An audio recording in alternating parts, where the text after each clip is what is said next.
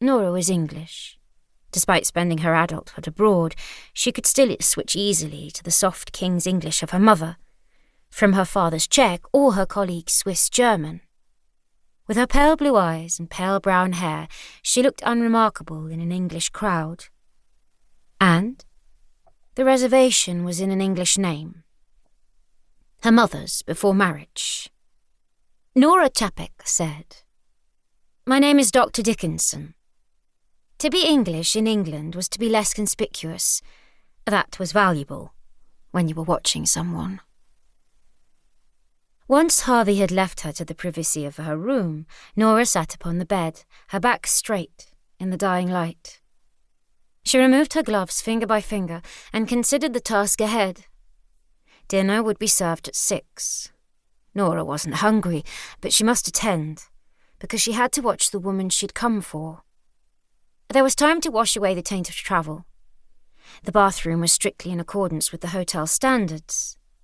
The mirror was highly polished, mounted on a wall of jadeite and black chevron tiles, and the bathtub recessed in the alcove was deep. The rail bore 3 perfectly aligned towels. A bar of lavender soap in stiff paper sat perpendicular to the sink tap. Nora tore the paper away and disrobed to wash.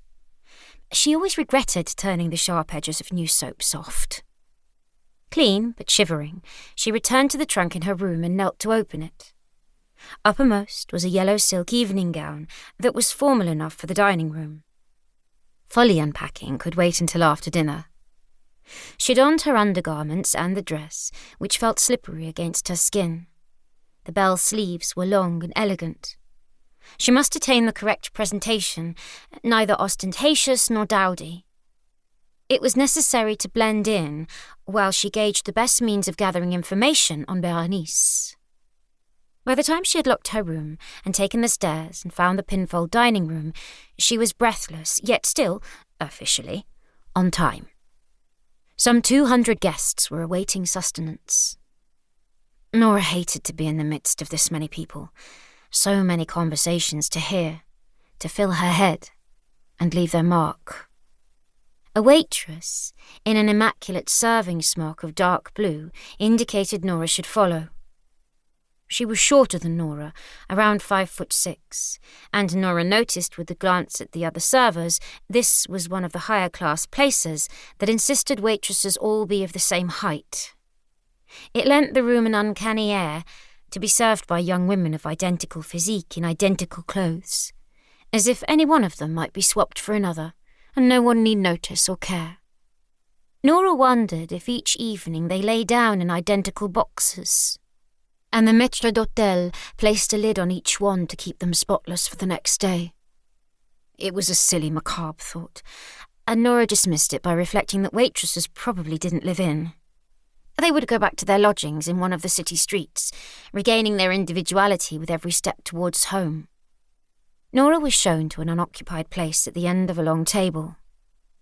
To her immediate left was an elderly lady in a long morning dress, with a white bun spun over each ear.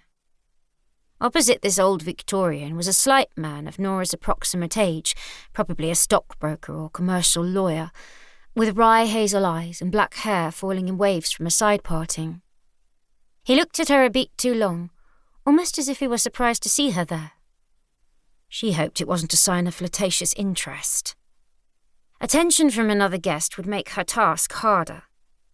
But he gave a polite nod of greeting before returning to conversation with their neighbour, and Nora relaxed. The place across from her was empty. She glanced about the room, reviewing the gathered hotel guests, looking for her quarry, Berenice Oxbow. Her name was anglicised too. Often, Nora thought of Berenice as simply the icon. For now, the icon was nowhere to be seen. Nora fidgeted with the hem of the linen tablecloth. The room was high-ceilinged, thick with cherubs made from rose-hued plaster. Immense arched windows lined one wall. A series of blue glass lampshades swung from above. They were reminiscent of upturned goblets. The dark-haired man was talking of architecture to their elderly companion.